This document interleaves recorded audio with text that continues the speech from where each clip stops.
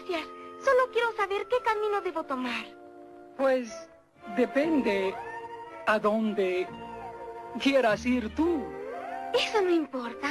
Si tú me dices... Entonces, realmente no importa el camino que escojas.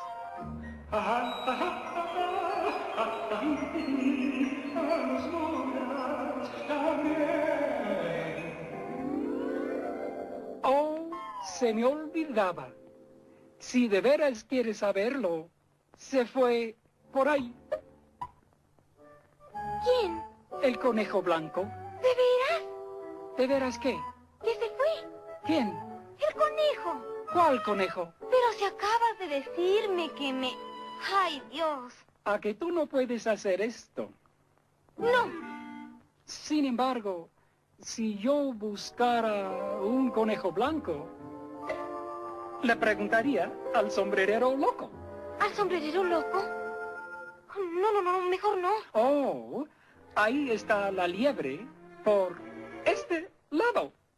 Gracias. Creo que iré a visitarla. Puedes ir, aunque te advierto que también está loca. Pero yo con locos no quiero tener ningún trato. Oh, eso no lo puedes evitar. Aquí casi todos están locos. Dios mío.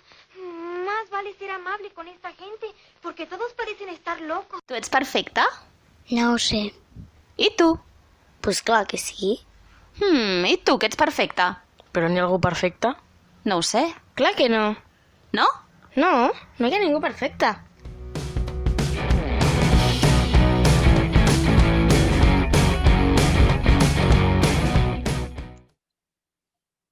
Molt bon dia a tothom. Muy buenos días a todo el mundo. Avui ens retrobem un cop més aquí, al raconet del món, a on ningú és perfecte. I ho fem per parlar de salut mental comunitària. I ho fem també en bona companyia, com sempre. Sigueu a totes benvingudes i benvinguts. Avui ens acompanyen algunes persones que ja us sonaran, perquè són habituals del programa, i d'altres que venen per primer cop i els dono la benvinguda. Gràcies a totes per ser-hi. Us demanaré, com sempre, a mesura que us vagi presentant, que compartiu amb nosaltres i amb les persones que ens estan escoltant i veient una passió i un talent. Podeu anar pensant mentre... Va, us presento primer en Jaume Vidal, que és dels de la casa ja. Jaume! Hola! En Jaume és el president de l'Associació de Salut Mental Baix Llobregat i ara ens dirà una passió i un talent. Que tot vagi molt bé, és la meva passió. És extraordinàriament vàlid per mi, això. I tant que sí. I una... Què més has dit? Què? Un talent. Ah, un talent. Dels milions que en tens, un només. No. No sé. Potser m'agrada escoltar més que parlar. Tot i que també m'agrada parlar, que no, que quedi clar, imagina't escoltar. Sí, diguem que això és el que cal. Moltes gràcies, Jaume. Gràcies per ser-hi. També tenim amb nosaltres en Fran Eireó, investigador Ramon i Cajal i docent a la Universitat de Barcelona. Benvingut, Fran. Hola, què tal? Molt bé, una passió i un talent. Fran. Una pasión y un talento. Es que cada vez que me lo preguntas... Bueno, a ver, pasión... Voy a descubrir que es una pasión que hace tiempo que no practico, pero que quiero volver a practicar un poquito, es el blues. El blues me gusta mucho. Y tocaba, tengo por aquí la guitarra. Bueno. Cuidado que cualquier día te pediremos. Fran, ya has dicho la palabra mágica, quedaste pegado para la próxima ya.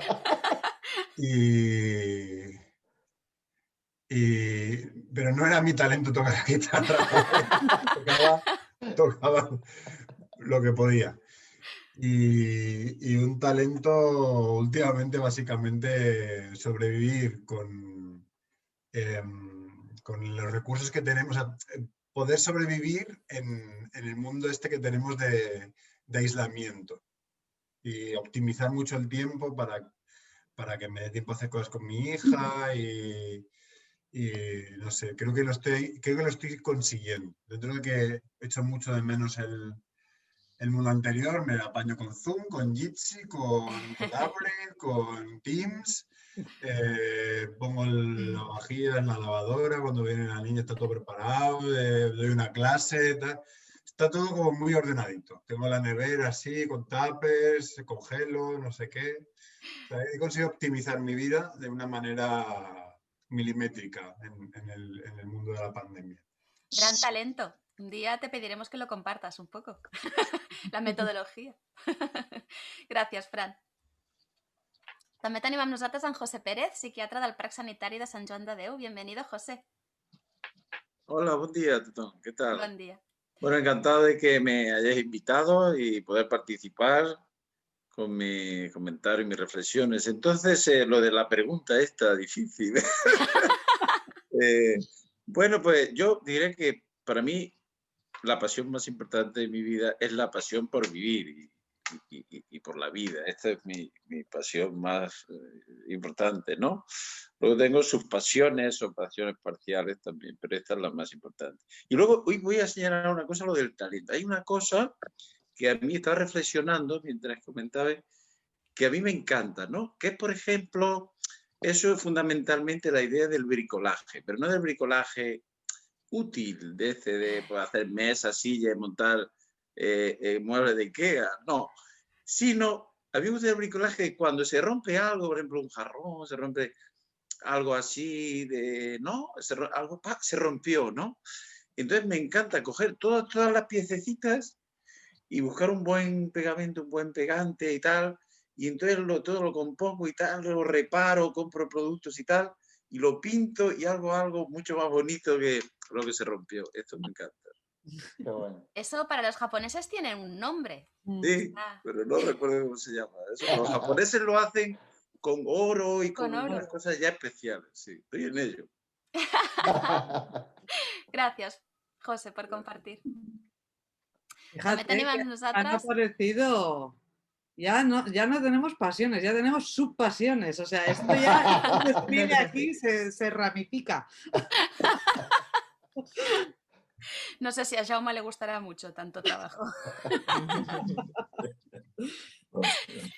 Molt bé, també tenim amb nosaltres a la Sílvia Castillo, treballadora social de l'Ajuntament del Prat. Benvinguda, Sílvia. Hola, bon dia, moltes gràcies. Bon dia, gràcies per ser-hi. Una passió i un talent, Sílvia, si et ve de gust compartir.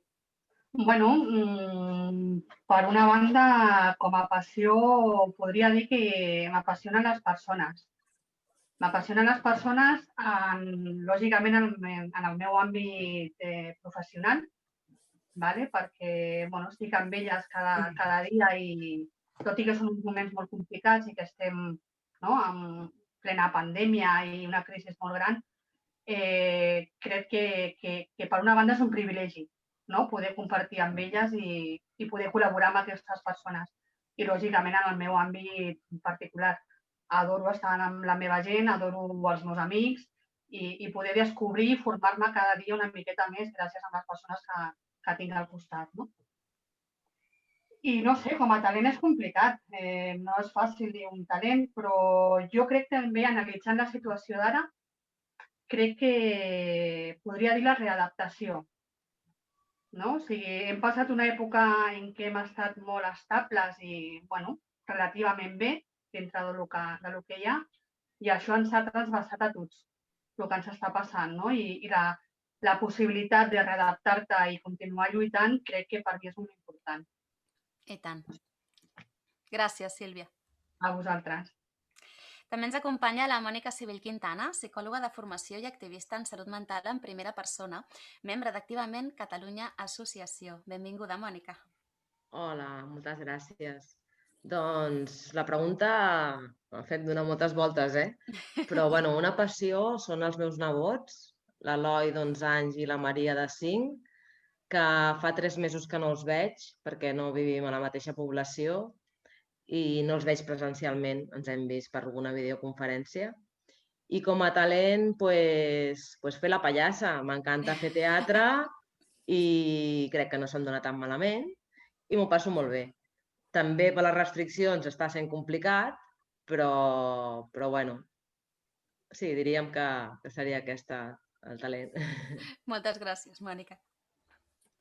I també tenim a la Laia Oliva, que exerceix com a psicòloga i psicoterapeuta a Barcelona des del 2005 i al mateix temps és una persona que ha conviscut amb el patiment psicològic durant molts anys a la seva vida i també és sòcia i activista d'Activament Catalunya Associació, formant part de l'equip tècnic. Benvinguda, Laia. Hola, moltes gràcies.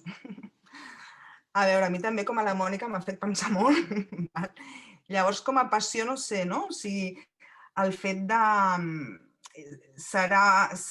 és una passió potser poc reconeguda socialment, ¿vale? El fet de m'encanta el moment d'anar-me'n a dormir, o sigui, el descans, el anar-me'n a dormir, per mi és una passió. Val? Saber que ja has acabat el dia, has fet el que havies de fer o no, però te'n vas a dormir ja per descansar. I un talent, doncs, possiblement gaudir molt des de la sensorialitat. O sigui, a través dels sentits m'encanta experimentar i ho gaudeixo moltíssim. Molt bé, moltes gràcies, Laia. De res. També tenim amb nosaltres a la Raquel, psicopedagoga i activista en salut mental en temes d'autisme. Benvinguda, Raquel. Hola. Molt bon dia, Raquel. Passió i talent. Passió, pues no sé, a veure, passió, doncs ajudar la gent, seria. I el talent, doncs connectar amb la gent, poder escoltar-la i compartir experiències, és el que ens va agradar. Molt bé, moltíssimes gràcies, Raquel. També tenim a l'Helios Quintas, coach i autor del llibre Momentos de lucidez, cómo superar mi depresión. Benvingut, Helios. ¿Qué tal? ¿Qué tal? Buenos días. Buenos bueno, días. Como talento me robó Silvia 1, que era el de la adaptación. Pero como es me voy a adaptar nuevamente y voy a comentar que dándole vuelta a uno de mis talentos que he comentado un par de veces, que es peinar a mi perro, ahora he conseguido peinarle las patas también, porque antes no podía hacerlo. Entonces, eso ya para mí forma parte de un talento, ¿no? Y bueno, y una de las cosas que me apasionan y que no, si me falta, lo busco de cualquier forma, es el sol. Tiene que haber durante el día tiene que haber algo de sol, porque el sol carga, no solamente es bueno para muchas cosas de la salud, sino que es como una energía, ¿no? que tenemos a través del sol. Y lo busco. Yo creo que si me tocara vivir en un país nórdico, no sé, buscaría seguramente faena en cosas que sean estar afuera, ¿no? Estar afuera de una casa. El sol es algo bueno. Y me conecta en realidad me conecta con el universo, de alguna forma. Tiene o hay una razón, ¿no? Así que bueno, y gracias por la invitación como siempre. Gracias a ti por estar. Yo he traído el sol aquí con este fondo que me he puesto hoy desde la Ricarda. Luego lo cambiaré, adecuado a cada situación. También tenemos con nosotros a Míriam Félez Cervera, colaboradora habitual del programa y miembro fundadora de Amorosament Associació. Bienvenida, Míriam. Hola, buen día. Tengo pasión y talento unido hoy. He de decir un secreto, que esto se repite de la primera temporada, pero como ya quedó en la radioteca, allá en la lejanía, pues yo como pasión tengo la lectura y como talento leer caminando. Que todo el mundo que me ve por ahí por el campo leyendo que te vas a caer, pues chico, me he dado más tropezones sin leer que leyendo. O sea, y me encanta. Siento como que cuando muevo los pies, la lectura me entra de otra manera. Qué bueno. Tal cual. Bien, gracias, Míriam. Bueno, y ahora faltas tú, Sandra. Hola, amigo. Estás ahí muy tranquila con el mar de fondo. Pues sí, servidora Sandra LB, y como pasión, bueno, no sé si sabréis que tengo una pasión que es hablar, no sé si lo habréis notado o no. Hablar comunicando, que para mí es diferente que hablar sin comunicar. Y tengo un talento que es conseguirlo, así que es un talento que practico diariamente para ir afinando ahí la espada, pero es un talento que debo reconocerme porque si no estaría haciéndome flaco favor. Así que arrancamos, pues. Avui parlarem de l'estat d'ànim i permeteu-me que us llegeixi 2 petits retalls extrets de les xarxes. En concret, un d'ells és de la web de l'Institut d'Assistència Sanitària de la Generalitat i posa el següent. El Manual de Diagnòstic i Estadístic dels Trastorns Mentals, DSM-5, distingeix, entre d'altres, els trastorns d'estat d'ànim. La seva principal característica és que afecten la persona emocionalment i suposen una alteració de l'humor. Els trastorns depressius són un tipus de trastorns de l'estat d'ànim que presenten símptomes com la tristesa, la desesperança i la inhibició. La depressió, juntament amb l'ansietat, és la malaltia mental més freqüent i es caracteritza per manca de ganes de fer coses, pèrdua d'interès per tot, qualsevol esforç resulta una tasca impossible, i aquest estat general de manca d'esma pot variar des d'un grau lleu fins a ser molt greu, amb desesperança i pèrdua de motivació per seguir vivint. Per altra banda, a la web de l'entitat igualem.org podem llegir el següent. Un diagnòstic afegit recentment al DSM-5 ha estat el trastorn de desregulació de l'estat d'ànim disruptiu. Aquest és definit com una alteració de la personalitat infantil que es presenta en una extrema irritabilitat, ira i brots de temperament reiterat o intensos. I ja em coneixeu, jo em pregunto coses. Ja sabeu que jo habitualment el que faig és obrir melons, síndries, pinyes i aquí cadascú que se serveixi d'allà on vulgui. I em plantejo coses com què és això de l'estat d'ànim, si hi ha estats d'ànims millor que d'altres, com es medeixen, com funciona això de que es desreguli l'estat d'ànim, de què depèn aquesta regulació, depèn de l'entorn, depèn de l'alimentació, depèn de la genètica. Tota afectació de l'estat d'ànim suposa un diagnòstic i en cas de ser així, aquest diagnòstic és crònic. I sobretot, el que més m'interessa, perquè ja sabeu, la prevenció per mi és molt important, com es cuida aquest estat d'ànim, com ens podem cuidar per mantenir la regulació de l'estat d'ànim. Aquests són els melons, pinyes, síndries i kiwis del dia. Espero que ens vinguin de gust i en tinguem ganes. I ara, ja ho sabeu, qui vulgui arrencar, convidat està.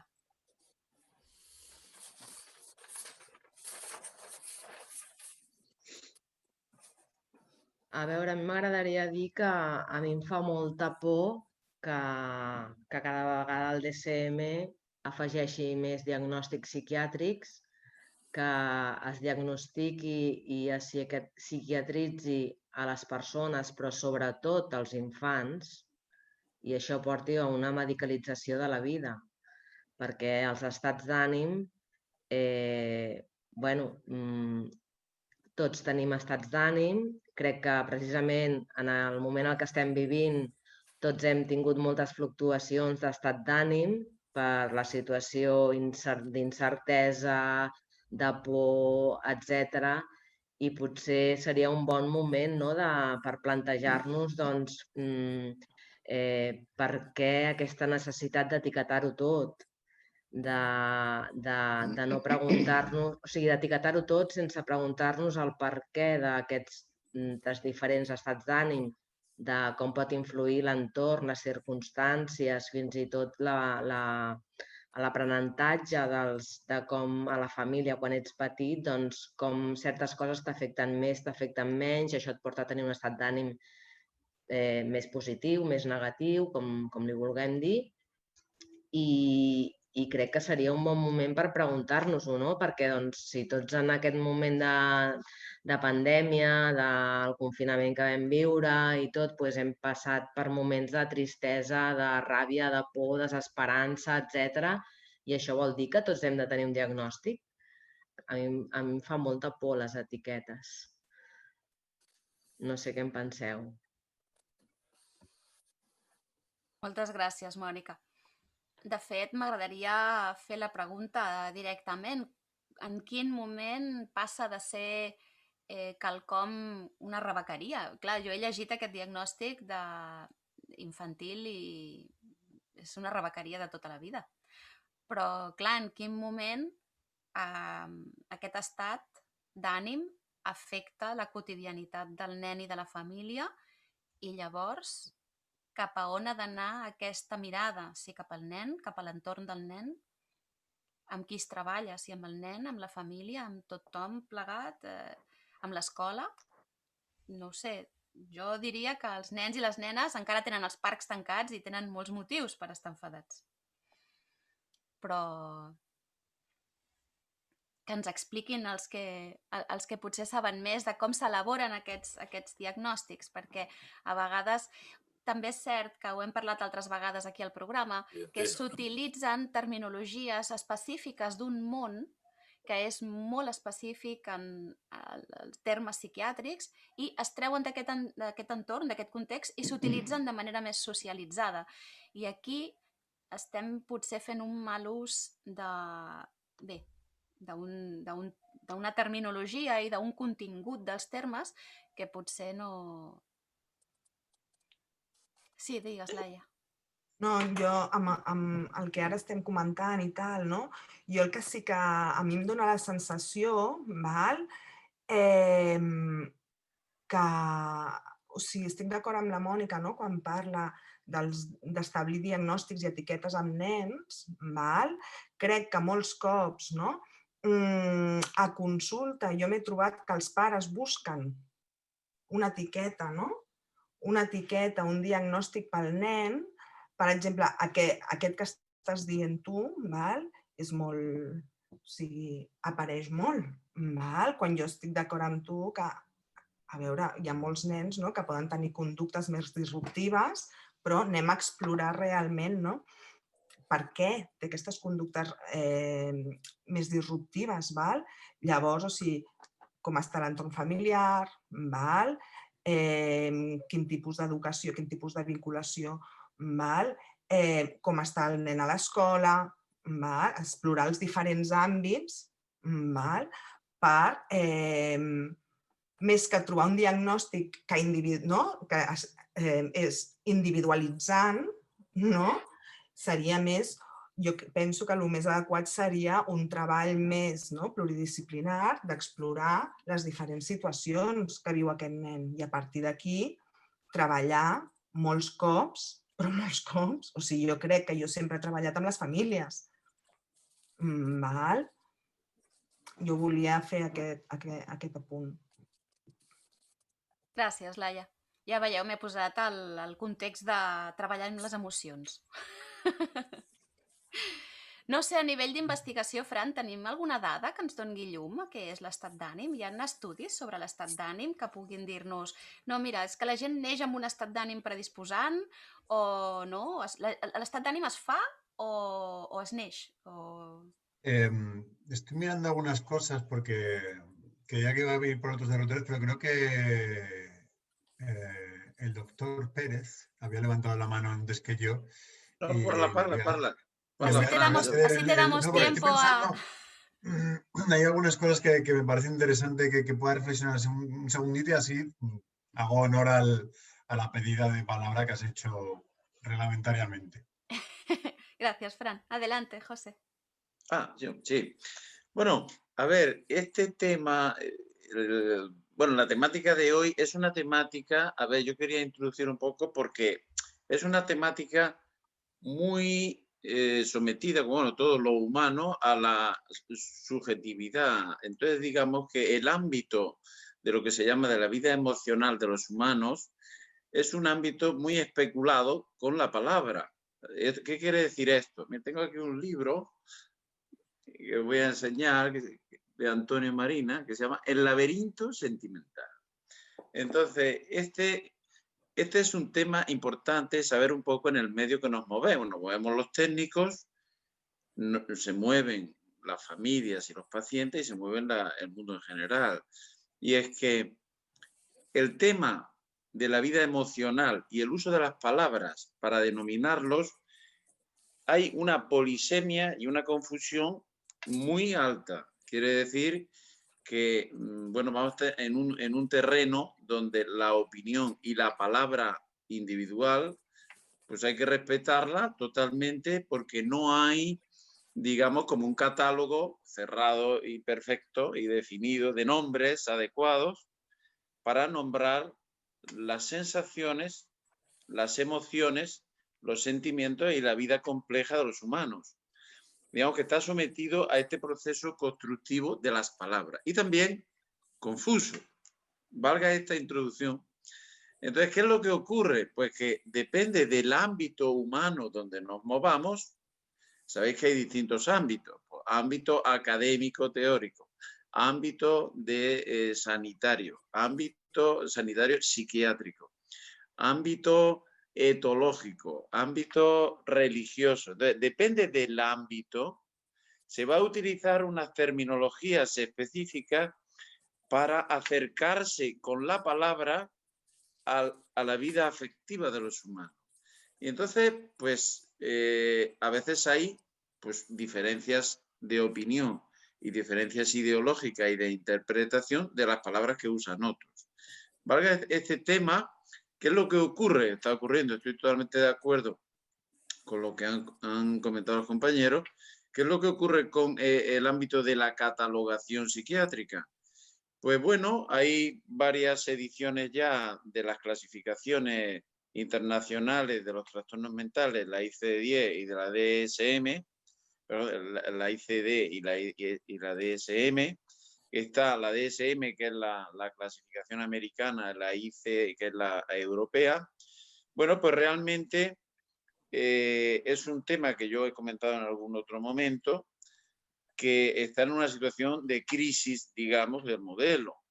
Digamos, donde ya, como no les llega el método, ya no tienen, digamos, no hay una capacidad integrativa, una capacidad de claridad y de definición y de pertinencia sobre qué es lo que le ocurre a los humanos y qué pasa con los nombres, pues realmente ya han tirado por el camino del centro y es poner a todo nombre.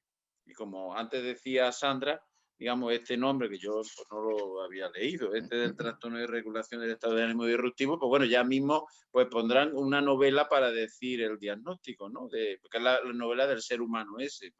Es tan largo el nombre, ¿verdad?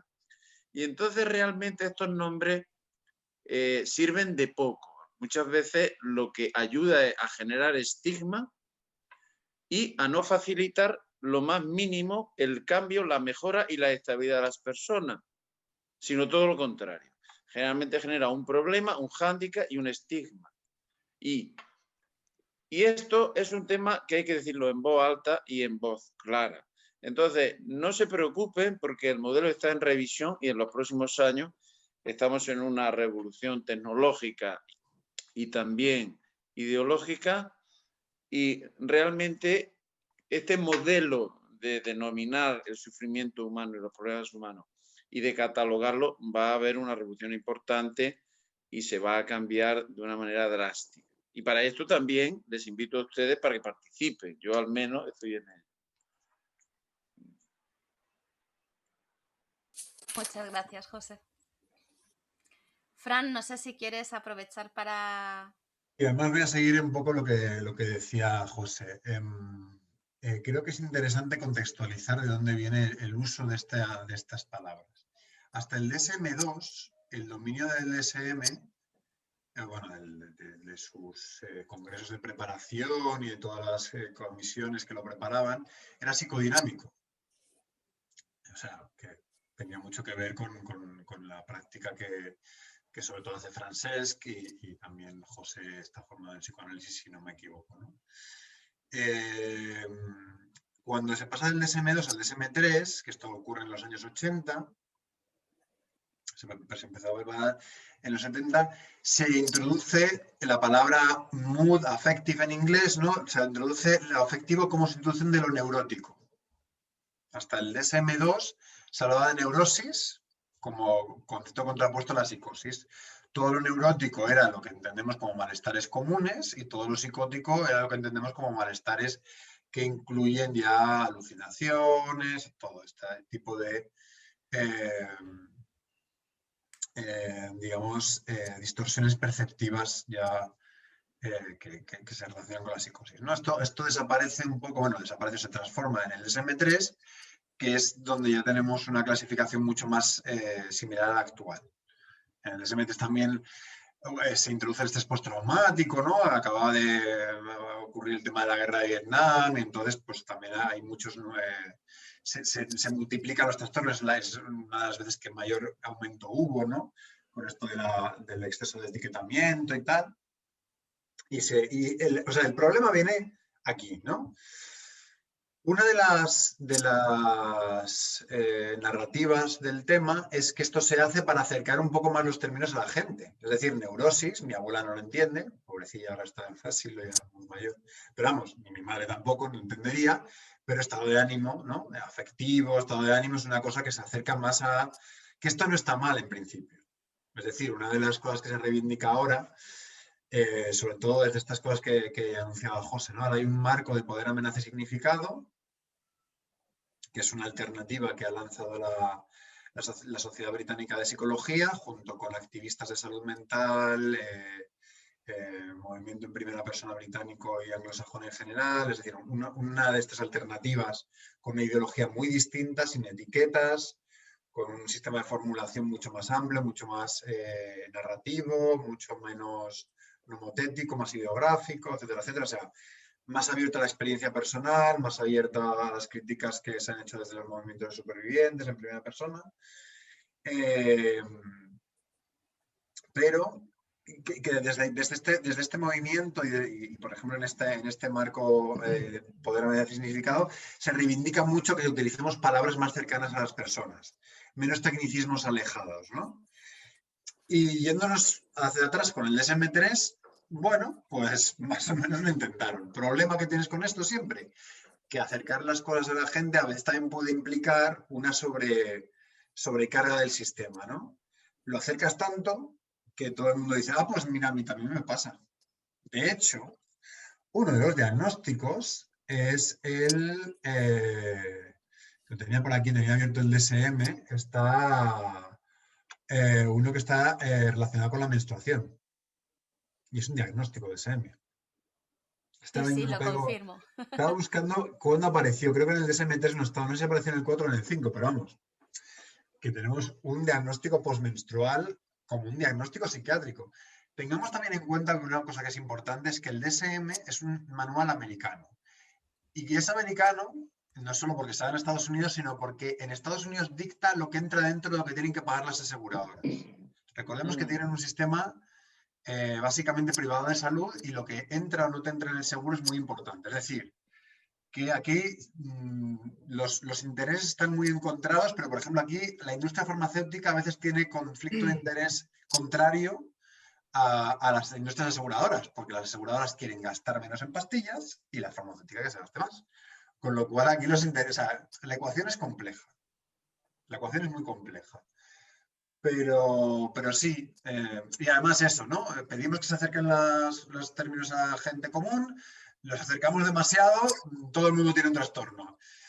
Complicado, es muy complicado. No hay una solución perfecta, pero estoy de acuerdo en que hemos medicalizado la vida común de las personas. De esto ya hablaba Freud. Ojalá estuviese aquí Francesc para contarnos lo mejor, que yo de esto sé lo justo. Pero hemos acercado tanto a veces las cosas que ya de paso que lo acerco, hipermedicalizo, creo un ambiente en el que hemos... pero también hay que tener en cuenta que tenemos que darle algún tipo de legitimidad a la gente para que pueda pedir ayuda. Claro. Con lo cual, estamos siempre en este balance entre dos cosas, ¿no? No hipermedicalizar, pero también poderle dar una legitimidad a una persona para decir, oye, estoy mal, me siento muy mal, esto va más allá de lo que yo puedo gestionar, por favor, déjenme ir al CESMA o a donde sitio que sea, que me lo cubra la Seguridad Social o el seguro que tenga la mutua, lo que sea, porque tengo un malestar que yo no puedo gestionar solo y necesito la ayuda de un profesional y necesito apoyo económico o pago mi mutua y quiero que esto entre por la mutua, ¿no? Entonces, hay un equilibrio complicado, ¿no? Entre todos estos intereses, entre ni pasarnos, ni tampoco no llegar y no darle la legitimidad a las personas para que puedan pedir ayuda. Es un juego de equilibrios muy complejo. No es algo que podamos decir, debería ser así. Bueno, pues si es así, igual jorobas a este. Pues entonces que sea esa, pues entonces igual afectas al otro. Complicado, complicado, muy complicado. Si hablas del trastorno disfórico premenstrual, sí, sí. La típica frase de ¿qué te pasa? ¿Que te va a venir la regla? Os tiene que sentar muy bien a las mujeres, ¿a que sí? Uf. Uf, a la yugular fuimos todas las que lo vimos en su día. Sí, porque las mujeres además tenemos una carga añadida por el hecho de ser mujeres ya en temas de salud mental. Mónica y Laia seguro que saben mucho más que yo a nivel histórico, de trayectoria y de recorrido en ello. Pero, claro, el otro día hablábamos que no hay espacios para que las mujeres griten, ¿verdad? En algún contexto estuvimos hablando de eso, en el que es complicado, ¿no? Hay muchos escenarios donde los hombres pueden gritar y sentirse bien dentro de la normalidad, pero hay pocos espacios donde las mujeres podamos gritar y sentirnos que todo va bien o que es lo suyo en ese momento, gritar. Y ahí lanzo la pregunta, ¿qué afecta al estado de ánimo? ¿Qué es lo que hace que se desregule? Yo supongo que Silvia, que está en un servicio de atención primaria, nos podrá contar cosas que ella sabe perfectamente que las personas usuarias del servicio hace que les afecte el estado de ánimo. Y no estoy hablando de los genes. No. Realment els genes no són la base principal, no? Aviam, el més visible o el més obvi, per dir-ho d'alguna manera, podria ser que és l'entorn o la situació que està visquent cada persona o família. És a dir, que puguin tindre problemes econòmics, que tinguin un problema de salut amb algun familiar directe o alguna cosa així.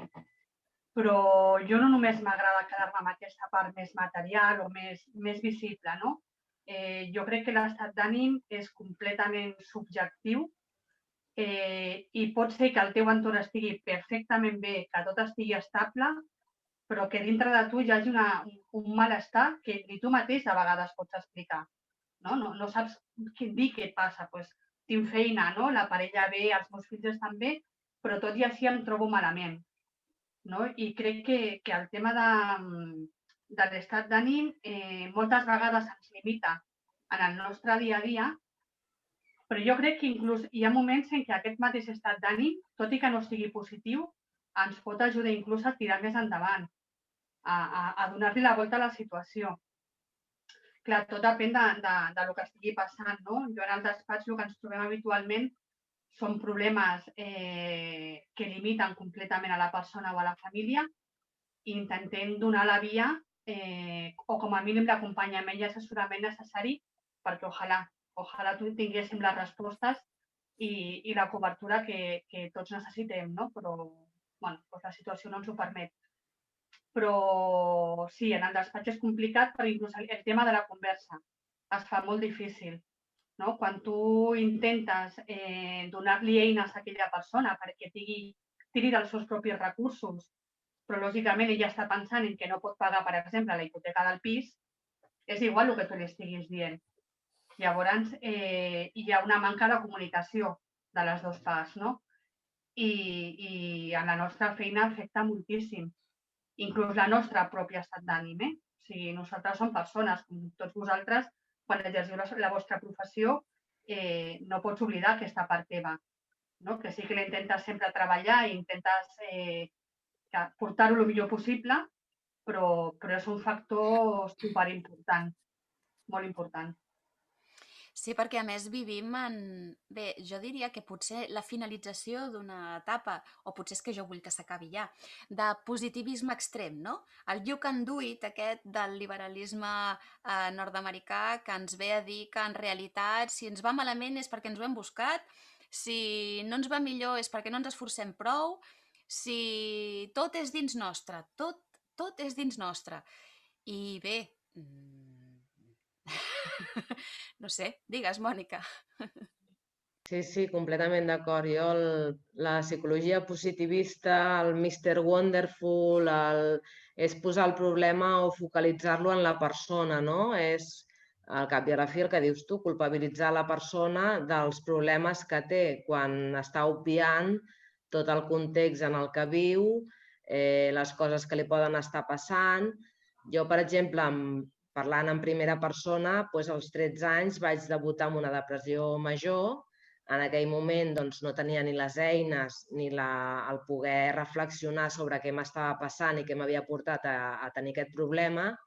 I a mi se'm va vendre i se m'ha vengut durant gran part de la meva vida que el meu problema era biològic, hereditari, o sigui, tot des d'un punt de vista molt biomèdic i biologicista, i ha sigut arrel d'entrar en l'activisme en salut mental que he vist que, a veure, ja era més adulta, tenia més eines per poder veure què m'havia passat abans dels 13 anys per poder arribar a aquella situació i veure que hi havia coses darrere, traumes, situacions negatives que jo en aquell moment no podia abordar per mi mateixa i tampoc podia ni acceptar coses que m'estaven passant. I crec que el que comentava abans la Sílvia, que a vegades no saps ni què et passa, jo crec que a vegades també és perquè ens bloquegem una mica i no trobem les eines o la manera de poder veure com hem arribat fins aquí. A vegades això, aparentment, sembla que totes les coses ens van bé, però hi ha un malestar que surt d'algun lloc. I jo personalment crec que no és una cosa individual que surti com un bolet, que algun neurotransmissor de cop i volta es giri o et falti serotonina, etc., sinó que crec que és un problema social, col·lectiu, del teu entorn, de les teves relacions afectives, etc. Però bé, dic que és la meva opinió personal. Gràcies, Mònica. Jo ja estic completament d'acord amb la Mònica, i tant. Molt. És l'ambient, és el que ens envolta. Ja està, ja. Home, no ens deixis així, Jaume. No, vull dir, és que és veritat. Vull dir, entre el que ha dit el doctor Sánchez, no, si no recordo malament, sí, el doctor Sánchez, l'Iroa i ara la Mònica... El doctor Pérez. Pérez, perdó, doncs sí. Doncs jo penso que hi ha molt a fer en aquest sentit, no? I precisament això de la salut mental comunitària està més clar que l'aigua. Vull dir, la comunitat és la que ha de millorar en el seu conjunt i no crear això que deies a la jugular. Això també, no sé, m'ha flipat, no volem dir carai tu, ja està bé, no? Que et posa molt malament. Estic molt d'acord, molt, i tant. Fran, estabas pidiendo palabra y luego está Helios. A ver, voy a ser un poco de abogado del diablo. En primer lugar, la psicología positiva. O sea, la psicología positivista es la cientificista. La psicología positiva, que es la de Mr. Wonderful, es decir, en su defensa de una pequeña, no sé si una pequeña parte, una parte del tal, que no, que además viene de la psicología social y las raíces de la psicología positiva vienen de reconocer la importancia de los procesos psicosociales. Otra cosa es el uso que, sobre todo desde el coaching positivo, se está haciendo hoy en día, y eso sí que le doy la razón a Mónica, que es terrible, individualizador y además muy culpabilizante de o eres feliz o es que eres tonto. Y eso es muy peligroso. Pero si nos vamos a las raíces del movimiento, creo que es no solo más complejo, sino que además sí que tiene una raíz psicosocial importante. En cuanto al tema genético, yo creo que hoy en día no me diferencio yo por ser una persona muy biologicista en mi pensamiento sobre la psicología, pero hay que decir, en la defensa de la gente que se dedica a estas cosas, que ha reconocido ya varias veces, sobre todo en los trastornos del estado de ánimo que no han tenido mucho éxito, la cosa no iría porque el origen sea genético de los malestares, sobre todo, pero sí que habría factores más de tipo biológico, no tanto genéticos sino epigenéticos, es decir, no de la genética que llevo desde el día 1, sino de cómo eso va interaccionando sobre todo con mi gestión del estrés, que tendría más que ver, más que con el ponerte triste o con el, digamos, se reconoce incluso desde las revistas estas de neurociencias y tal, se reconoce que el establecimiento de la tristeza sería algo muy social, pero sí que habría personas que por características biológicas tendrían mucha tendencia a recaer o mantenerse en esos estados, ¿no? Es decir, no vendría en los primeros episodios o al principio lo que te causa el malestar, que es casi siempre de origen social o identitario, ¿no? No te sientes reconocido con tu cuerpo, con tu sexualidad, con tus relaciones, con lo que te pasa en la vida, ¿no? Sino que la cosa biológica tendría un peso más importante hacia más adelante, cuando te estás ya intentando recuperar del golpe, ¿vale? Esto también pasa en adicciones y en otras cosas. Evidentemente, el contacto con la sustancia es totalmente social. Tú ves el cigarro no es biológico, ¿no? El cigarro lo ves o te lo dan o no sé qué, o tal, o incluso tus primeros impulsos a tomarlo o no tomarlo tiene mucho que ver con la presión social, la presión del grupo, el grupito de amigos que tienes, si te pinchan más, si no. Pero es verdad que, por ejemplo, se ha demostrado, y eso sí que está más o menos demostrado, que la abstinencia, los síntomas de abstinencia son más biológicos. Ahí sí que lo biológico pesa más, ¿no?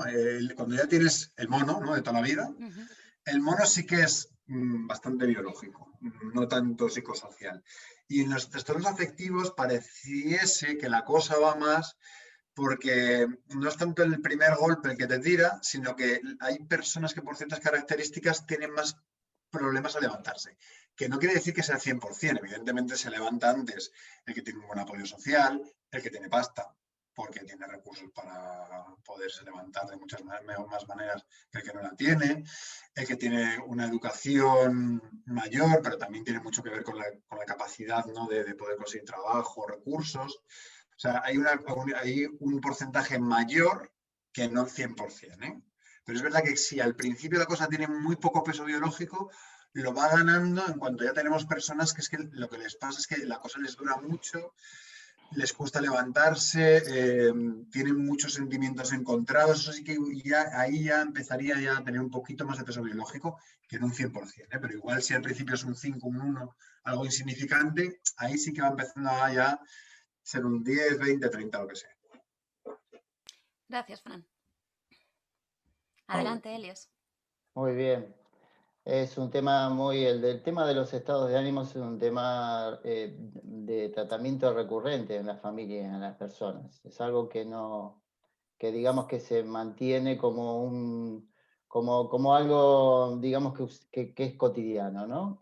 O estamos muy contentos, o estamos tristes, o estamos mal, o estamos bien, y ahora en este momento en particular estamos en el momento que vivimos, que es un momento muy particular y nos genera determinados estados de ánimo, ¿no?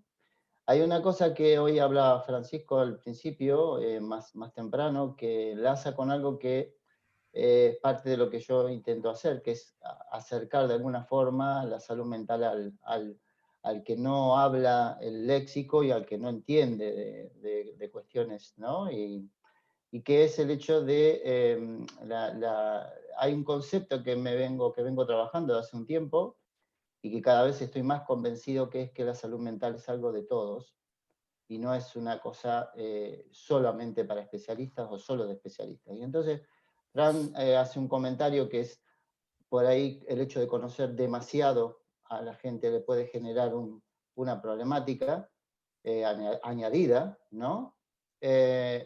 Y el hecho de no conocer, por ahí, no, o sea, es una cuestión, eso sería otro melón, ¿no?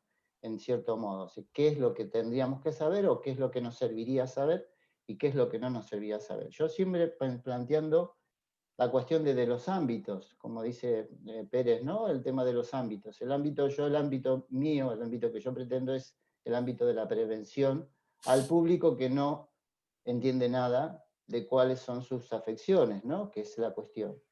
En este sentido es el esfuerzo que, bueno, tú lo sabes, Sandra, lo sabe Miriam, que estoy intentando hacer con el segundo libro, que es un libro de dibujos, es un acercamiento a los estados de ánimo. Son 54 dibujos de 54 estados de ánimos diferentes, seguramente que seguiré haciendo, y más por lo que comenta Francisco del tema de los distintos trastornos y los distintos diagnósticos, tendré dibujos para dar y vender en ese sentido. Pero la idea, lo que pretendo decir en el fondo, es cómo las personas se relacionan con su propia salud mental y la importancia que tiene el hecho de que se reconozcan en un estado de ánimo o en otro estado de ánimo. Que esta es la cuestión. De los que estamos trabajando en esta cuestión, los estados de ánimo los podemos catalogar relativamente, no digo fácil, pero podemos entender una cosa a la otra. Pero el público en general no entiende su estado de ánimo.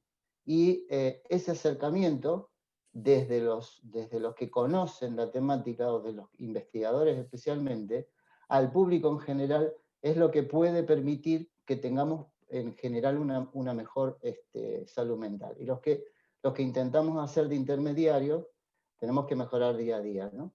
Y hay un punto final que es el que a mí me ha motivado, el que me motivó originalmente y que me ayudó a mi propia situación, y es un poco una línea maestra que yo vengo teniendo desde hace ya casi 10 años, que es el tema de cómo se relacionan las personas, que es lo que yo hablo con las personas mismas, y lo que intento en este libro en particular, la relación que tenemos con nuestras propias situaciones.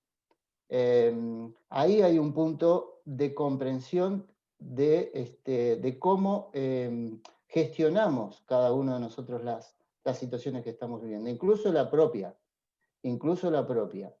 que es tal vez la principal cuestión, cómo gestionamos nuestra propia vida, ¿no? Que ahí está la cosa.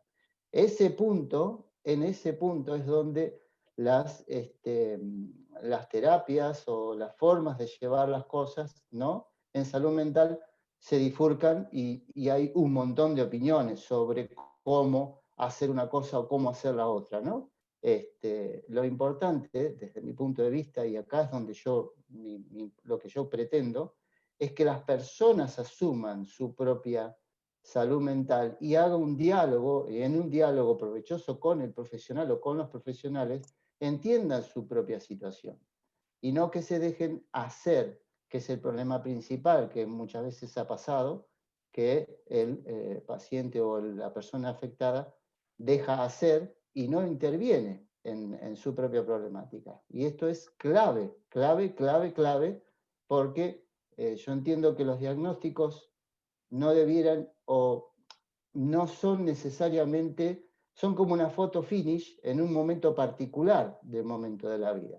Puede haber personas que tengan un diagnóstico definitivo y así será para toda la vida, pero no quiere decir que los estados de ánimo que tenga esa misma persona con ese mismo diagnóstico sea el mismo en distintos momentos diferentes, ¿no? Hace poco en una charla que yo di me preguntaron si las personas con depresión podían tener una vida normal. Y yo fui y le dije rotundamente, las que encuentran una manera de entender su propia problemática, sí. Pero las que no lo tienen, obviamente que no. Pero las que entienden su propia problemática, sí pueden intentar tener una vida normal. Por lo tanto, la comprensión de su propia problemática, que acá es la cuestión que me interesa a mí remarcar, es clave en salud mental. Y para eso es clave que la sociedad entienda sobre salud mental. Como siga siendo algo de poca gente, o digamos, de especialistas, entonces sí seguiremos teniendo un problema. Por eso este tipo de programas, como siempre digo, y no lo digo por decir, lo digo como concepción, debieran ser programas de horario central, digamos, no sé, en Telecinco, en TV3 o lo que fuera, para que la gente entienda de qué estamos hablando y cómo esta cuestión le afecta a la vida cotidiana. Una persona con un problema de un diagnóstico, mejor dicho, de un trastorno, que no tenga herramientas, es una persona que puede estar condenada en cualquier circunstancia, tenga economía o no tenga economía. En una persona que entiende su situación, es diferente lo que pueda llegar a ser, ¿no? Entonces esto para mi es muy importante. Muchas gracias, Helios. Endavant, Mònica. Bueno, primer volia comentar que el fons que t'has posat pot ser que sigui de la pel·lícula Inside Out. I tant. Una pel·li d'animació que parla sobre els sentiments per nens i per adults, perquè està superbé la pel·li. Sí. I res, també volia comentar que en quant a prevenció estic totalment d'acord que hauríem de començar per aquí, per la prevenció, De fet, ja hi ha algunes escoles que estan començant a impartir en els nens petits classes d'educació emocional. Sé que es fa, ara no recordo si era a Galícia, però pel nord, i jo puc dir que a l'escola dels meus nebots fan una classe d'educació emocional. Crec que li diuen d'una altra manera, però el contingut és més o menys el mateix, a base d'exercicis, d'exercicis de relaxació, d'això, de reconèixer les emocions. Crec que moltes vegades el que ens passa als usuaris de salut mental, quan arribem al CESMA, moltes vegades el que comentàvem abans, que no se'ns escolta la nostra percepció, la nostra subjectivitat, el que ens està passant. Som subjectes d'intervenció, de, quins símptomes tens, doncs això és aquest diagnòstic, t'has de prendre aquesta medicació, i a vegades una mica també entenc que pel poc temps que hi ha de visites, del model mateix biomèdic, doncs s'invisibilitza una mica o s'emmascara una mica aquesta subjectivitat, el que sentim, i això no ajuda tampoc a que nosaltres mateixos puguem fer la reflexió de què és el que estem sentint, i que també tampoc s'ha de patologitzar tot, perquè els sentiments, els estats d'ànim en si, doncs crec que és una cosa perfectament, no m'agrada dir la paraula, però normal, en el sentit que és una cosa que tots tenim estats d'ànim diferents, que passar per un mal moment a vegades et fa valorar quan el superes i estàs en un millor moment. Clar, a vegades també hi ha l'arma de doble filo, de fins... sentir emocions no és tampoc dolent. El que passa que a vegades ens anem a l'altre extrem i és el que tu comentaves al principi del programa, que hi ha qualsevol... una rebequeria d'un nen ja és catalogada com un diagnòstic i crec que això s'hauria de revisar, la veritat. Gracias, Mónica. José, yo no sé a qué le podemos decir a esa mamá que tiene a ese niño con una pataleta diaria, o 2, o 3, todas con razón, porque siempre se enfadan con razón los niños, yo eso lo puedo certificar. Pero, tal como decían también las compañeras, Silvia, también Fran, que a veces puede ser que el sistema esté favoreciendo o que ese niño esté siendo un altavoz del sistema, o que, que se deba escuchar más allá del momento presente, aunque también el momento presente, pero no sé, ilumínanos un poco. A ver, yo estoy escuchando las intervenciones y bueno, es un poco lo que hablamos, es interesante porque están tocando todo el ecosistema, digamos, de los ámbitos de la emocionalidad humana, de la salud mental, de las instituciones, de los paradigmas. Bueno, es que este es el tema. Entonces, yo voy a intentar, como siempre, dar mi opinión, mi humilde opinión, que está basada también un poco en la experiencia que tengo, las reflexiones, estas cosas. Entonces, a ver, entendiendo en primera intervención que estamos dentro de un ámbito de la subjetividad y de la denominación subjetiva de las cosas muy confuso, ¿verdad? Entonces, a ver, lo primero que yo creo que es importante tener relativamente claro es qué son las emociones, los sentimientos, esta cosa, y sobre todo para qué sirven. Porque esta cosa humana, por ejemplo, las manos, pues hay teorías, digamos, muy claras para qué sirven. O para qué sirve la boca, o para qué sirven los pies, ¿no? Pero las emociones, ¿para qué sirven? ¿Por qué los seres humanos, para qué tenemos esta cosa? Este instrumento, esta cosa, ¿no? Porque, nosotros, mira, hay un problema. Los humanos tenemos un problema gravísimo, que esto es un tema que yo voy a señalar, y es que tenemos connotado de una manera extraordinariamente significada y simbólica lo que se llama el pensamiento, la razón y la lengua, que es un poco... Entonces, los niños, lo primero, antes de que sean nada, ¡pum!, a la escuela, que tienen que aprender a hablar, a escribir, a leer y, ¿no?, a comunicarse con la lengua, a pensar y a escribir y a leer.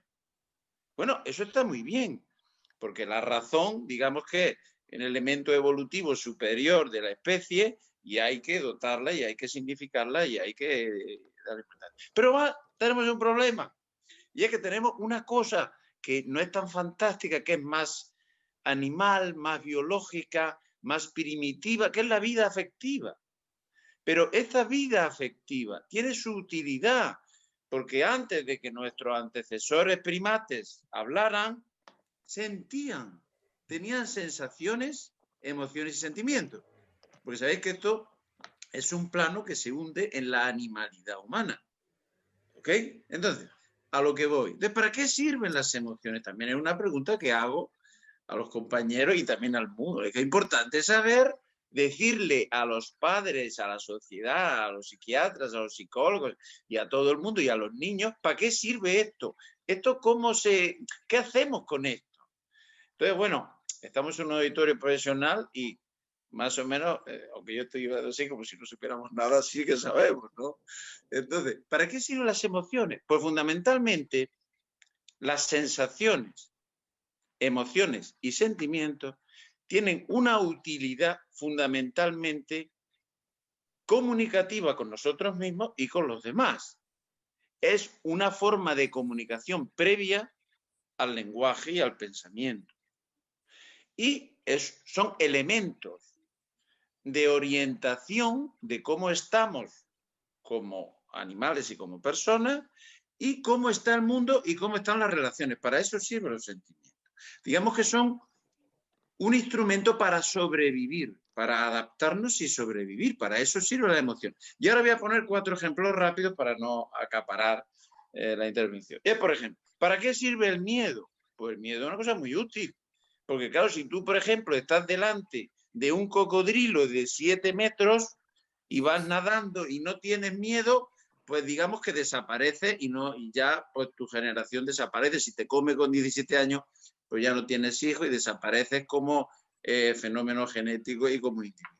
Si tú no tienes miedo y ves un precipicio que tiene 300 metros de alto y vas caminando como un ser sublime, pues es la última caminata que tienes porque no tuviste miedo. Entonces, el miedo, o por ejemplo, si hay una pelea y tú pesas 60 kilos y el otro pesa 130 y mide 2 metros y no tienes miedo, pues seguramente te matará.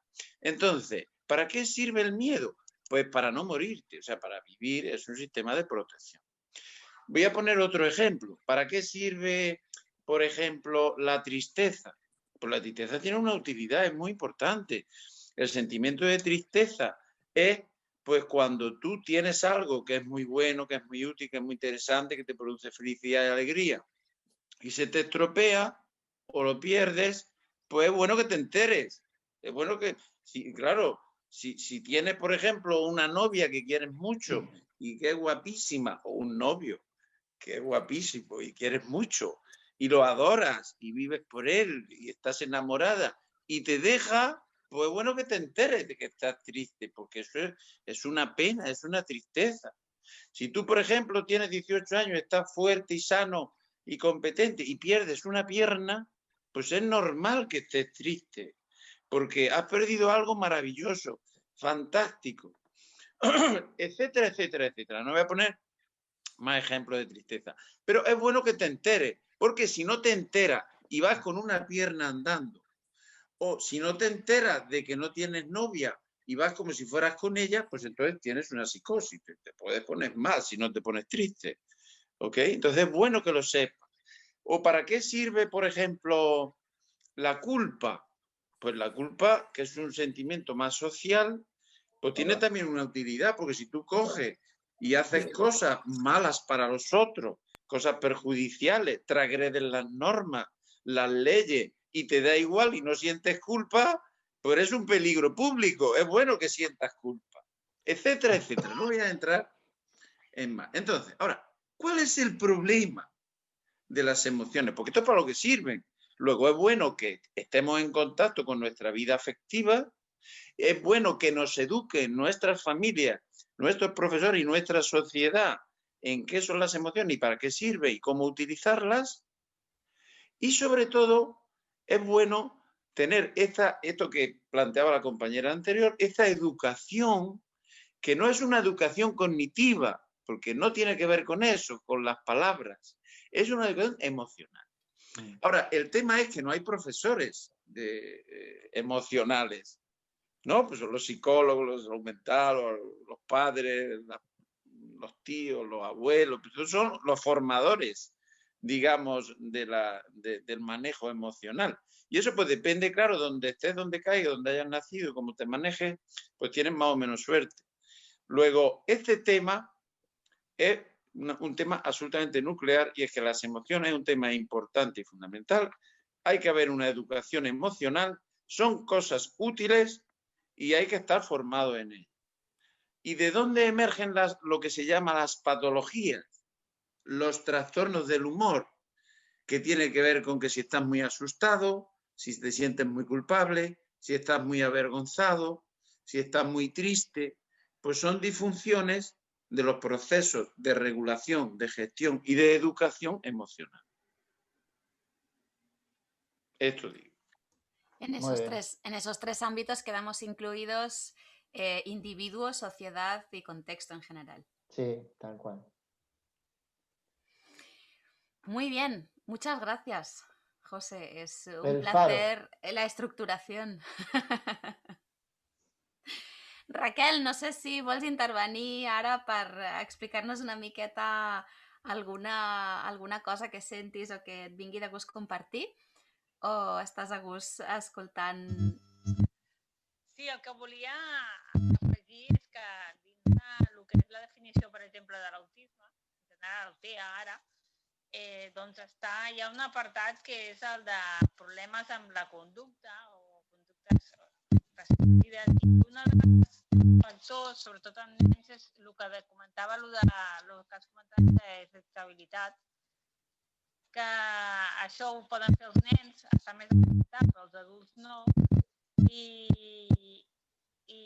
I clar, busquen estratègies i és com ja la desregulació existeix, però més aviat aquesta irritabilitat s'hauria d'enfocar en que, per exemple, si tu vas a un supermercat amb molt de soroll, música, i com que la interacció amb el que és a nivell de registre sensorial, doncs això provoca que hi hagi aquesta explosió o irritabilitat, conducta que no només afecta el nen, sinó que és degut a l'entorn. És a dir, si tu vas amb hores que no hi hagi molta gent, potser no provocarà aquesta sensació. I, clar, els adults tenim altres maneres, perquè, clar, no et tiraràs per terra. I que hem d'anar regulant les estratègies, buscar estratègies compensatòries perquè no se'ns alteri a nivell d'estat d'ànim. I després, clar, no només és l'entorn, és a dir, família, el treball també es pot... No sé, no només la persona que s'adequi, sinó que l'entorn també ha de facilitar que no hi hagi aquesta sobreexigència exterior, que acaba sent la persona que és la que fa l'esforç, però l'entorn no ajuda. I clar, estaria bé també l'entorn. Sí, suposo que aquesta educació emocional en José el que ens ha convidat és a avaluar-la tant dintre de les pròpies persones que pateixen aquesta desregulació com també als seus familiars. No sé, ara en Jaume he vist que tenia una trucada, però sí el tenim aquí. Jaume, què en penses de l'educació emocional necessària per a les famílies que acompanyen a persones amb diagnòstics? Necessito que et donis veu perquè ara mateix no en tens. Ai, que no t'he sentit. A veure, jo... Sí, el que passa és que tu m'has escoltat més d'una vegada en aquest sentit i per això ara m'ho preguntes. Crec que sí, que quan en la vida tens el repte com a familiar d'afrontar unes dificultats que pot crear la problemàtica mental, està clar que el familiar juga un paper molt important. Llavors, sincerament, vull dir, crec que un cop després un cop ja les coses poden estar en un nivell com el que hem comprovat avui amb algunes persones que en primera persona hem escoltat, doncs quan això passa llavors pots arribar a sentir-te excessivament orgullós com a familiar. I això no deixa de ser un problema. El meu fill m'ho recorda moltes vegades, em diu el fotut que tenim a la vida els homes, les persones, és precisament l'ego. I llavors hem d'anar en compte amb això. D'acord? Molt bé. Escolteu, em permeteu que tinc una cosa per atendre I tant, Jaume. De fet, ens despedim ja. Gràcies per ser-hi. Sí, gràcies a vosaltres. Gràcies a tots els que he escoltat. M'ha entusiasmat aquest programa, us asseguro, no ho dic perquè sí. D'acord? Gràcies per ser-hi. Que vagi bé. Adéu. Adéu. Abans de despedir-nos del tot, no sé si a algú li ha quedat alguna cosa per dir. Jo sé que quan obro pinyes, melons i síndries sempre en queda una mica per a altres programes. De fet, ara, quan en José parlava de l'educació emocional, potser podríem fer un programa sobre educació emocional per veure què cal parlar quan parlem d'educació emocional, a qui cal dirigir aquesta educació emocional, quina trajectòria o quin camí pot dur i quines eines tenim al nostre abast, potser ja en el dia a dia i potser d'altres que hem d'aprendre, que no sabem encara. No sé si algun de vosaltres o alguna de vosaltres vol fer la seva última intervenció i ens començarem a despedir. A mí me gustaría decir una cosa muy pequeñita. Me gustaría que en alguno de estos programas invitáramos a algún guionista de televisión o de cine o de lo que fuera, y utilizara las palabras que decía José, ¿no? Del tema de las emociones, porque mientras él comentaba, yo me imaginaba un faro, ¿no? Y la vida de cada uno de nosotros en un mar, ¿no? Yendo a entender ese faro, que son nuestras emociones, ¿no? Entonces me lo imagino a un guionista haciendo una película para toda la población o para quien sea, explicando estas cosas, ¿no? Para que entendamos qué son nuestras emociones y cómo podemos relacionarnos de una manera diferente. Cuando no entendemos nuestras emociones, ahí es donde podemos llegar a tener problemas. El tema es cómo hacemos para entenderlas y cómo hacemos para que los chicos aprendan a vivir entendiendo desde muy jovencitos, ¿no? Las emociones. Así que bueno, eso es una cosa que se le agradezco a José, ¿no? Porque nos ha dado una clase muy sencilla de cómo entender estas cosas, ¿no? Sí, muchísimas gracias. Y me parece fantástico esto de las películas, porque las películas pueden ser muy educativas y muy interesantes, estos programas. Yo, por ejemplo, le cambiaría el nombre a Insight, que yo la he visto, me parece fantástica, pero está con los sesgos de individualidad. Yo le pondría a la película de las nuevas emociones, de la educación emocional, Entre, no Insight. Claro. Entre.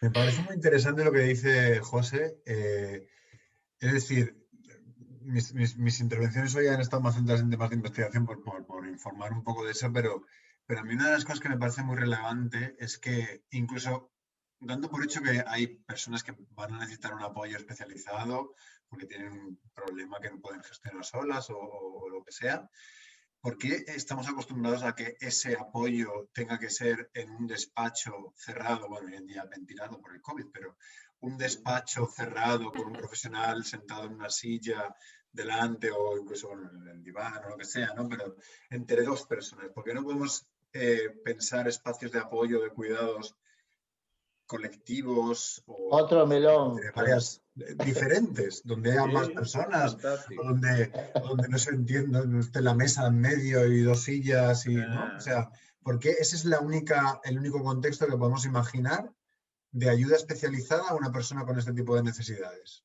Genial. ¿Quién dijo que eso era la única manera? ¿Por qué no podemos imaginar otros contextos de apoyo especializado, incluso pidiendo una especialización a la persona que ayuda, ¿no? No solo de apoyo entre iguales o de apoyo mutuo, que también está muy bien y también son necesarios, pero incluso en aquellos casos en los que, ¿por qué tiene que ser de esa manera? ¿Quién? Ya. Sí, sí. Y Es veo como, que tenemos... es la idea de la salud mental de todos o para todos.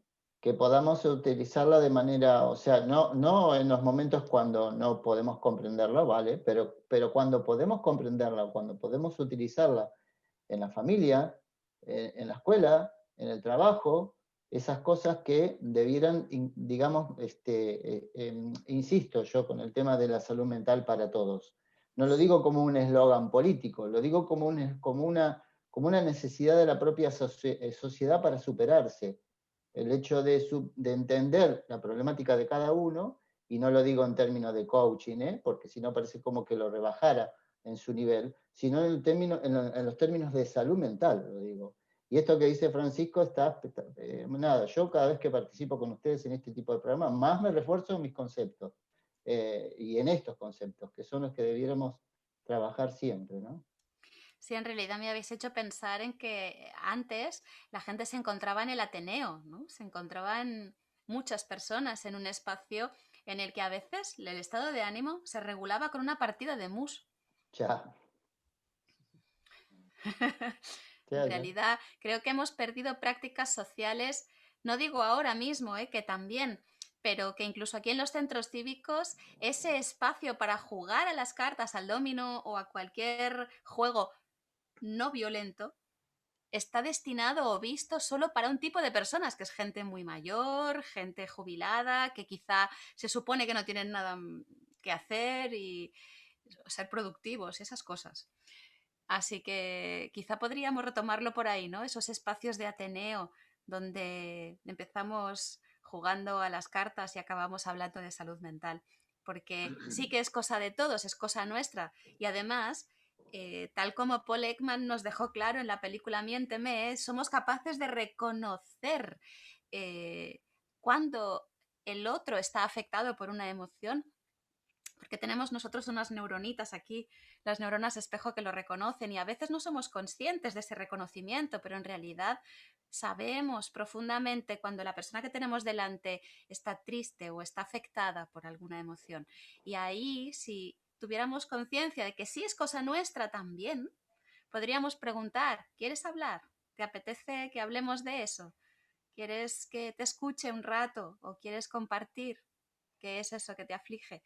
Quizá tendríamos otros caminos para resolver. Fran, me gustaría que repitieras el nombre de ese proyecto que ha nacido en Inglaterra, si no recuerdo mal, como alternativa a los manuales diagnósticos habituales. Sí, marco de poder, amenaza y significado. Además, esta gente venía a hacer un manual de grado, o sea, para personas, no para profesionales, sino para estudiantes, en el que habían cambiado los nombres. Bueno, no es que los hubiesen solo cambiado, sino que utilizaban nombres de malestar psíquico que eran más acordes con lo que la gente usa, con las que personas en primera persona usaban para describir sus malestares. Entonces, el capítulo que en todos los libros es trastornos del estado de ánimo o de ansiedad y depresión, se llamaba tristeza y angustia. Por ejemplo. Por ejemplo. En un manual, el manual más vendido en el Reino Unido de salud mental para la carrera de psicología durante 5 años, creo. Recibió un premio también de la BPS, de la Sociedad Británica de Psicología. Y el capítulo era tristeza y angustia, que es lo que la gente en realidad experimenta. Claro. Bien, no sé si a alguien le ha quedado algo ahí por acabar de comentar o queréis hacer una despedida o cerramos ya. Yo quería comentar, bueno, me ha encantado la tertulia de hoy. De lo que decía Fran, yo creo que sí que ya hay espacios más allá del diván. Lo que pasa es que todavía no se visibilizan mucho, ¿no? Y yo me estaba acordando, cuando habéis hablado del tema de educación emocional y tal y cual, a mí siempre me viene, sí, educación emocional a los niños, pero es que es lo que ha dicho José, o sea, ¿y los padres? O sea, ¿cómo vas a educar? Entonces yo aquí, la señora, yo fui a un taller de padres, por eso sí que hay espacios, pero hay que buscarlos, están como muy escondidos, eso sí que es verdad. Y de hecho el taller al que yo fui de padres, a los 3 años ya se diluyó, o sea, que muchas veces los padres ni nos cuestionamos el que tenemos que educarnos como padres. y estar en contacto con niños a mí me parece brutal en el tema del aprendizaje. Y sí que me he acordado de un pequeño libro cuento que se llama El imaginario de los sentimientos de Félix, que a mí me lo recomendaron para reconocer en mis hijos las emociones, pero claro, es que no aprendí a reconocer en mis hijos las emociones, aprendí a reconocerlas en mí, porque yo creo que muchas veces, o sea, no podemos, esa falta de comunicación que hay con los niños, o sea, los niños para mí es que son tan luz, o sea, tan claros, y más en el tema emocional, o sea, lloro, me enfado, berrinche, y son literales, es lo que son, ¿no? Y es como que luego entramos ahí en una marabunta y hay herramientas muy sencillas para decir estoy triste y estoy triste porque se me ponen los ojos así, lloro tal, o sea, que podemos empezar poquito a poco, ¿no? A reconocer lo que es cada cosa. No hace falta igual libros tan grandes y empezar poquito a poco a reconocer en nosotros qué son todas estas cosas. Me ha encantado todo lo que habéis hablado. Muchas gracias. A ti por estar. Bien. Yo quería hacer un comentario para finalizar. Yo creo que, bueno, todavía no se ha desarrollado la universidad de las emociones, pero creo que esto sería muy interesante que hubiera, pues una formación con profesores emocionales y sentimentales y que hubiera una universidad de las emociones. Sería una cosa hermosa. Sí. Y me encanta que lo digas tú, José, que las emociones son importantes y son algo serio, o sea, que importan, ¿no? Que parece como está conectado con lo animal que tú decías, parece que no, como no es de la razón, no es tan importante, ¿no? Sí. Pero sí lo es, sí. Y además tenemos que hablar de la diferencia entre emoción y sentimiento, en cómo se traduce una percepción a una sensación, a una emoción y a un sentimiento. Y cómo luego eso lo desarrollamos con el lenguaje y recuperamos un pensamiento. Seguimos poniendo semillas para otros melones, melones. Invitados estaréis y invitadas a participar de todo ello. Gracias por estar aquí a todas, Mónica, Laia, José, Helios, Silvia, Francisco, Raquel.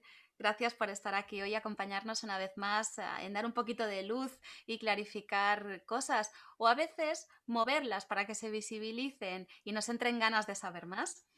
Gracias por reservar un pedacito de vida para estar aquí. Y gracias a todas las personas que nos acompañáis desde allá donde nos estéis escuchando, ya sea el canal de radio, como el canal de YouTube, como Facebook. Recordad que nos podéis ayudar dándole likes aquí abajo, también suscribiéndoos para que os llegue toda la información en cuanto la publiquemos. Y ya sabéis, nos encontramos de nuevo cuando queráis aquí, en el rinconcito del mundo, aquí donde nadie es perfecto. Gracias por estar. Chao, chao. Muchas gracias. Chao. Gracias. Chao. Sí.